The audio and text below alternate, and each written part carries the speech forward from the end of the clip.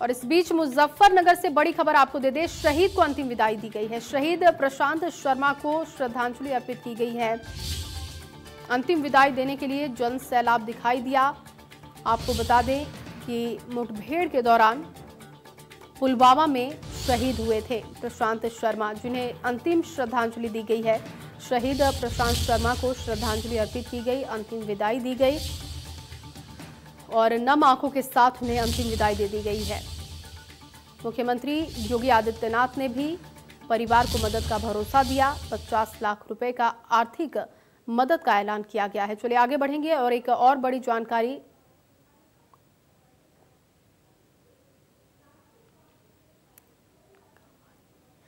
तो मुजफ्फरनगर से ये तस्वीरें भी आपको दिखा रहे हैं जब अंतिम विदाई दी गई शहीद को। उस वक्त की तस्वीरें हैं। पुलवामा में आतंकियों से मुठभेड़ हुई थी और इसी में प्रशांत शर्मा शहीद हुए थे। ये तस्वीरें आपको दिखा रहे हैं जब गार्ड ऑफ ऑनर उन्हें दिया गया और शहीद प्रशांत शर्मा को श्रद्धांजलि अर्पित की गई। और अब आपको चलिए 4 तस्वीरें दिखाते हैं। इससे जुड़ी हुई 4 तस्वीरें आपकी टीवी स्क्रीन पर। पार्थिव शरीर को जब अंतिम विदाई दी जा रही थी उस वक्त की तस्वीरें हैं। हर कोई पार्थिव शरीर को छूकर आशीर्वाद लेना चाह रहा था। अंतिम विदाई दी गई। जन सैलाब आप देख सकते हैं। तिरंगे के साथ एक बड़ा जनसमूह दिखाई दिया। शहीद को श्रद्धांजलि अर्पित की गई। उनके सहयोगियों ने उन्हें नम आंखों से विदाई दी, श्रद्धांजलि अर्पित की पुष्प चक्र देते हुए। वहीं सेना का सलाम भी शहीद को दिया गया। सर्वोच्च बलिदान और उस बलिदान को सेना का सलाम। तो ये 4 तस्वीरें आपको दिखा रहे हैं। शहीद प्रशांत शर्मा को जब श्रद्धांजलि अर्पित की जा रही थी उस वक्त की तस्वीर आप देख रहे हैं। पार्थिव शरीर जब गांव पहुंचा उस वक्त की तस्वीर। लोगों ने पार्थिव शरीर को छूकर आशीर्वाद लिया, क्योंकि सर्वोच्च बलिदान जिसने देश के नाम अपनी कुर्बानी दी, उससे बड़ी कुर्बानी, उससे बड़ी शहादत कोई और नहीं हो सकती।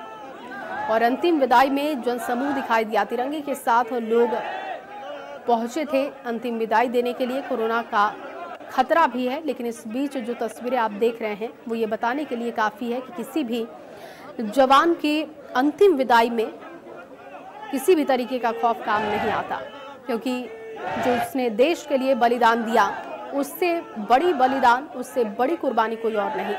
और इस वक्त धर्मेंद्र हमारे साथ मौजूद हैं। धर्मेंद्र, अंतिम विदाई दी गई नम आंखों से, किस तरीके का माहौल देखने को मिला? बिल्कुल, देखिए पूरा जो माहौल है पूरा गमकील माहौल है। पूरी राजकीय सम्मान के साथ में जो है प्रशांत शर्मा को अंतिम विदाई दी जा रही है।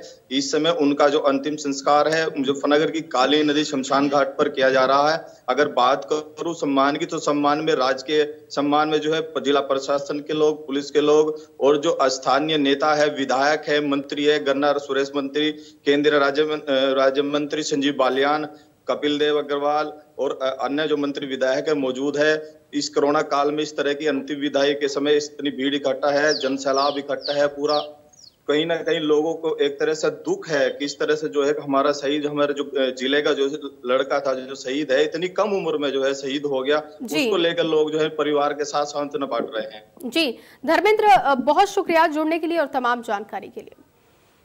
और चलिए इस बीच आपको एक बड़ी जानकारी दे दे। गोरखपुर से बड़ी जानकारी मिल रही है। मुख्यमंत्री योगी आदित्यनाथ का दौरा है। गोरखपुर पहुंचे मुख्यमंत्री योगी आदित्यनाथ, गोरखपुर पहुंच चुके हैं। सर्किट हाउस में अधिकारियों के साथ वो बैठक करेंगे और विकास कार्यों की समीक्षा करेंगे आज मुख्यमंत्री। महंत अवैधनाथ की पुण्यतिथि कार्यक्रम में भी शामिल होने वाले हैं, लेकिन उससे पहले अधिकारियों के साथ मंथन होगा। 5 सितंबर तक पुण्यतिथि का कार्यक्रम चलेगा, लेकिन विकास कार्यों को लेकर अधिकारियों के साथ उनका मंथन होने वाला है। कोविड-19 को लेकर स्थितियां क्या हैं ग्राउंड पर, उसकी समीक्षा करेंगे। सर्किट हाउस में अधिकारियों के साथ बैठक करेंगे मुख्यमंत्री। तो मुख्यमंत्री पहुंच चुके हैं गोरखपुर। इस वक्त की बड़ी जानकारी, ताजा अपडेट आपको दे रहे हैं। महंत अवैधनाथ की पुण्यतिथि कार्यक्रम में भी शामिल होंगे, जो कि 5 सितंबर तक चलेगा। आज से शुरू होकर 5 सितंबर तक पुण्यतिथि का कार्यक्रम होगा, लेकिन उससे पहले मुख्यमंत्री अधिकारियों के साथ बैठेंगे और विकास कार्यों की समीक्षा करने के साथ ही कोविड-19 को लेकर क्या स्थितियां हैं ग्राउंड पर, कैसे इसे बेहतर किया जा सकता है, इन तमाम चीज़ों को लेकर वो बातचीत करेंगे। और चलिए इस बीच आपको एक और बड़ी जानकारी दे दें। यूपी में पंचायत चुनाव को लेकर एक बड़ी जानकारी मिल रही है कि यूपी में पंचायत चुनाव लड़ने के लिए नियम में बदलाव किया जा सकता है। 2 से अधिक बच्चे होने पर चुनाव लड़ने पर रोक लगाई जा सकती है। जनसंख्या नियंत्रण को प्रोत्साहित करने की कवायद है। मुख्यमंत्री योगी आदित्यनाथ इस पर अंतिम फैसला लेंगे, क्योंकि इस पर अंतिम फैसला मुख्यमंत्री का ही होगा। न्यूनतम शैक्षिक योग्यता पर भी विचार और बदलाव के लिए पंचायती राज एक्ट में संशोधन करना होगा। लेकिन कई जगहों पर इस तरीके के बदलाव देखे गए हैं। कई राज्यों में इस तरीके के बदलाव पहले देखे जा चुके हैं कि जिनके 2 से ज्यादा बच्चे हैं वो पंचायती चुनाव नहीं लड़ सकते। न्यूनतम शैक्षिक योग्यता पर भी विचार होना चाहिए। इस तरीके की बातें पहले उठी हैं और इसी को मद्देनजर रखते हुए अब ये जानकारी मिल रही है कि कुछ बदलाव हो सकते हैं। यूपी में जो पंचायत चुनाव होने वाले हैं उसको लेकर कुछ अहम बदलाव हो सकते हैं, लेकिन उन बदलावों पर मुख्यमंत्री ही मुहर लगाएंगे। जनसंख्या नियंत्रण को प्रोत्साहित करते हुए ये बातें सामने आ रही है, लेकिन मुख्यमंत्री योगी आदित्यनाथ का फैसला ही सर्वमान्य होगा, इसलिए अभी थोड़ा इंतजार करना होगा। लेकिन जो जानकारी मिल रही है वो हम आपको बता रहे हैं कि पंचायत चुनाव लड़ने के लिए नियमों में बदलाव किया जा सकता है।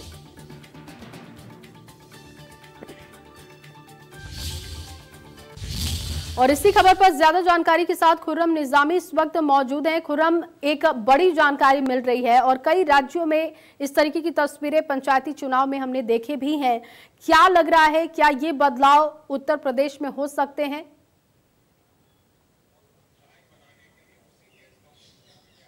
जी बिल्कुल हो सकते हैं। ये पॉलिटिकल विल का मामला है, क्योंकि अगर आप पंचायती एक्ट बदलाव करते हैं उसके बाद उसमें ये प्रावधान रखते हैं कि 2 ज़्यादा जिनके बच्चे होंगे वो नहीं लड़ सकते, शैक्षिक योग्यता का एक पैरामीटर सेट होगा, तो जाहिर सी बात है इसमें पॉलिटिकल विल चाहिए होगा। इतना आसान नहीं होता, ये बगैर पॉलिटिकल विल के आप नहीं कर सकते।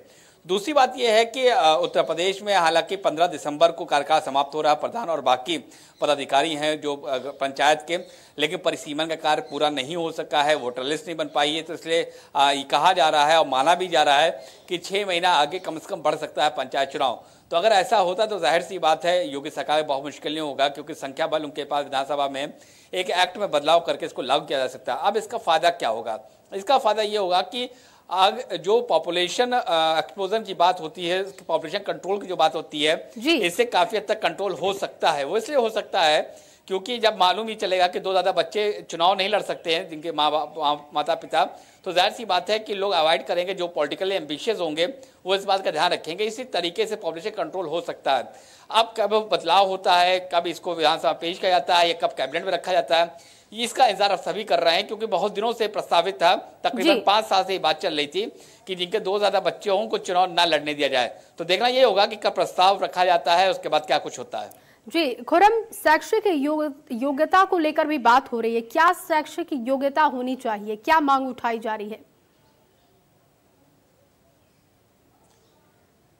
देखिए, शैक्षिक योग्यता को लेकर कई बार बात हुई है, लेकिन पंचायत चुनाव की अगर हम बात करें तो जाहिर सी बात है कि आप वहाँ एक्सपेक्ट नहीं कर सकते कि वहाँ ग्रेजुएट और पोस्ट ग्रेजुएट लड़ेंगे, क्योंकि कई गांव में आज भी ऐसी स्थितियां हैं कि लोग हाई स्कूल इंटर के आगे नहीं पाते, लेकिन एक अच्छे एडमिनिस्ट्रेटर होते हैं। तो ये देखने वाली बात है, सरकार हर चीज देखेगी, इसकी राय मशवरा करेगी, उसके बाद ही होगा। लेकिन अभी कितनी शैक्षिक योग्यता होगी इस वक्त तय नहीं हुआ, लेकिन उम्मीद की जा रही है कि इंटर या ग्रेजुएशन इसको रखा जा सकता है। जी बहुत शुक्रिया खुर्रम जुड़ने के लिए और तमाम जानकारी के लिए। और चलिए अब आपको बड़ी खबर वाराणसी से दे दे। मुख्यमंत्री योगी ने किए काल भैरव के दर्शन। काशी विश्वनाथ मंदिर में चल रहे निर्माण कार्यों का उन्होंने निरीक्षण किया है और गोदौलिया मार्केट में बन रहे पाथवे का निरीक्षण किया है। पाथवे का निरीक्षण करते मुख्यमंत्री पहुंचे दशाश्वमेध घाट और दशाश्वमेध घाट पर गंगा में बढ़ते जलस्तर को भी उन्होंने देखा, उसका भी जायजा लिया और बाढ़ की तैयारियों पर अधिकारियों को निर्देशित किया। और ये तस्वीर आपको दिखा रहे हैं, मुख्यमंत्री योगी जब दशाश्वमेध घाट पहुंच रहे थे उस वक्त की तस्वीरें हैं। उससे पहले काल भैरव का भी उन्होंने दर्शन किया। वहीं औरैया सदर से बीजेपी विधायक रमेश चंद्र दिवाकर ने कोतवाली में पहुंचकर जमकर क्लास लगाई है। सदर विधायक रमेश चंद्र दिवाकर ने औरैया कोतवाल राम सहाय पर रिश्वतखोरी का आरोप लगाते हुए जमकर खरी खोटी सुनाई। सदर विधायक एक केस में लगातार पीड़ितों को टरकाने से काफी नाराज थे। उन्होंने कहा कि कोतवाल को हड़काते हुए कहा गया है कि पीड़ित 3 दिन से चक्कर लगा रहे हैं उसकी क्यों नहीं सुनी जा रही है? आप लोग बिना रिश्वत के कोई काम नहीं करते क्या? उन्होंने कहा कि हर केस में आप लोगों को पैसे चाहिए, सबूत के तौर पर कई सैकड़ों लोग जमा कर सकते हैं जो ये कहें कि बिना रिश्वत के कोई काम नहीं होता। विधायक ने कहा कि तुम लोग गरीब जनता को परेशान कर सरकार की छवि को खराब कर रहे हो।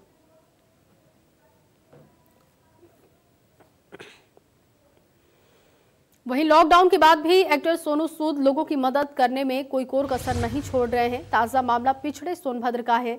संतोष नाम के एक शख्स ने अपने 15 दिन के नवजात बच्चे के इलाज के लिए सोनू सूद को ट्वीट करके मदद की गुहार लगाई थी। ट्वीट मिलने के बाद सोनू सूद ने फौरन सोनभद्र के उस डॉक्टर से बात की जहां बच्चे का इलाज चल रहा था। इलाज में आने वाले सारे खर्च की जिम्मेदारी लेते हुए डॉक्टर के अकाउंट में रुपए भिजवा दिए। इलाज शुरू हुआ और बच्चा पहले से स्वस्थ भी हो गया है। डॉक्टर का कहना है कि बच्चा जल्द ही ठीक होकर अपने घर वापस लौटेगा।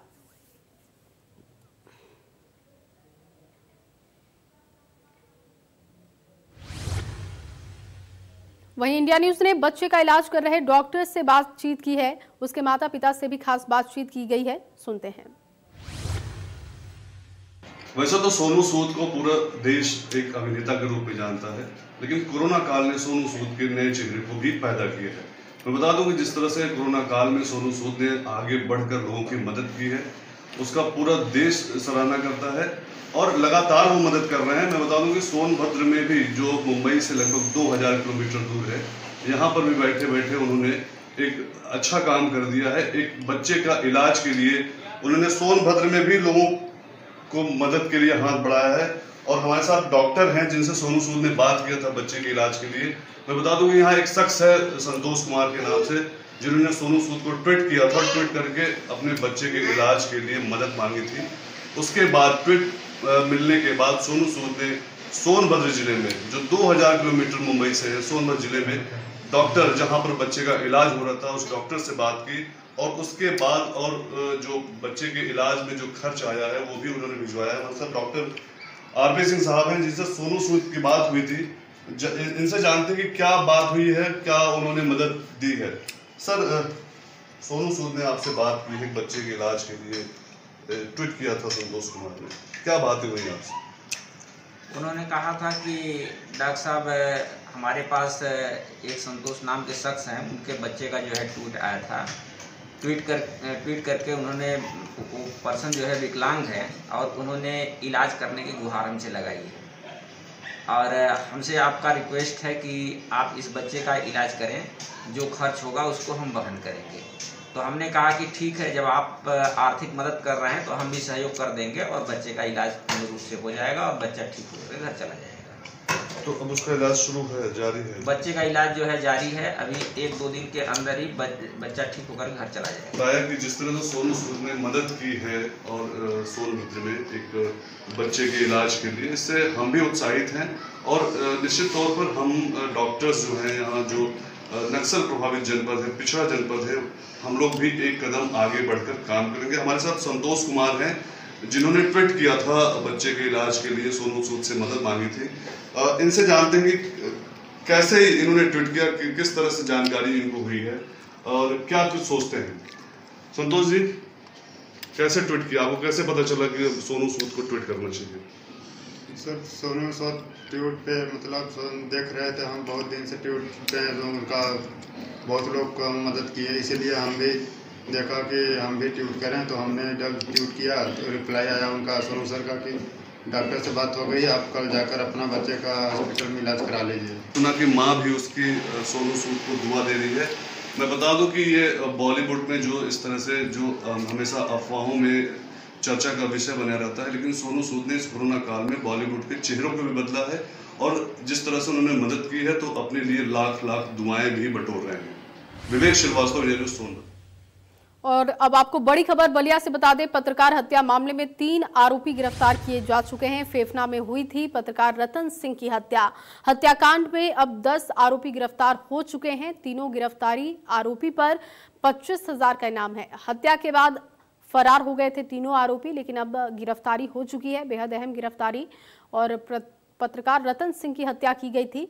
इस हत्याकांड में अब तक 10 आरोपियों की गिरफ्तारी हो चुकी है और 3 आरोपी जिनकी गिरफ्तारी हुई है उन पर 25-25 हजार का इनाम था।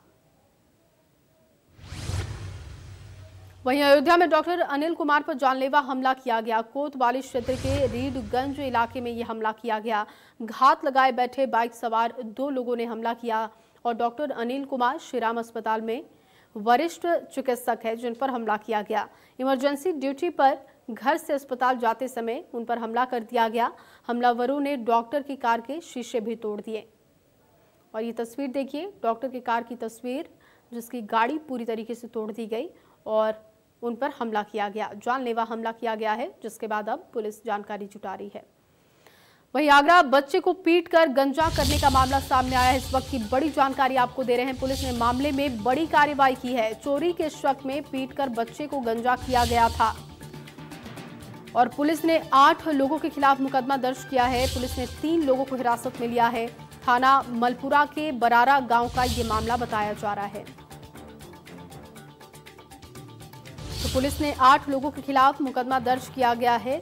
पुलिस ने 3 लोगों को हिरासत में ले लिया है। आपको बता दें कि चोरी का आरोप लगाते हुए बच्चे का सिर मुंडवा दिया गया। बच्चे को पीटकर गंजा करने का ये मामला है। पुलिस ने मामले में बड़ी कार्रवाई की है। 8 लोगों के खिलाफ मुकदमा दर्ज किया गया है। चोरी के शक में पीटा गया पहले बच्चे को और उसके बाद उसे गंजा किया गया था। इसकी शिकायत की गई थी और शिकायत के बाद अब 8 लोगों के खिलाफ मुकदमा दर्ज हुआ है। और आपको बता दें कि इस मामले में पुलिस ने 3 को हिरासत में भी लिया है पूछताछ के लिए। मामला ये पूरा क्या रहा है, पुलिस अब इसकी जानकारी जुटा रही है। आगरा का ये मामला है। पुलिस ने मामले में बड़ी कार्रवाई की है। 3 लोगों को हिरासत में लिया गया है। 8 लोगों के खिलाफ मुकदमा दर्ज किया गया है। संजय सिंह आगरा से इस वक्त हमारे साथ मौजूद हैं। संजय, ये पूरा मामला क्या था और क्या कुछ अपडेट है अब तक? जी बिल्कुल, देखिए आपको बता दूं कि पुलिस ने ये कार्रवाई करते हुए निश्चित तौर पे एक ये संदेश दिया है कि किसी भी प्रकार की ऐसी वारदात जो सामाजिक तौर पे गलत कही जाएगी उस पे पुलिस किसी का साथ नहीं देगी। और जिस तरीके से बच्चे को गंजा किया गया है उसको लेकर के पुलिस ने बड़ी कार्रवाई की है और कार्रवाई करते हुए मुकदमा दर्ज किया है और गिरफ्तार किया है। जी बहुत शुक्रिया संजय जुड़ने के लिए और तमाम जानकारी के लिए।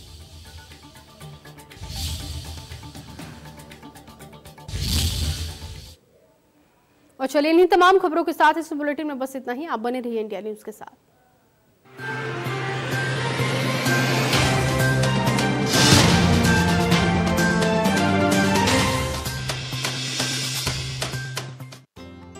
Associate sponsor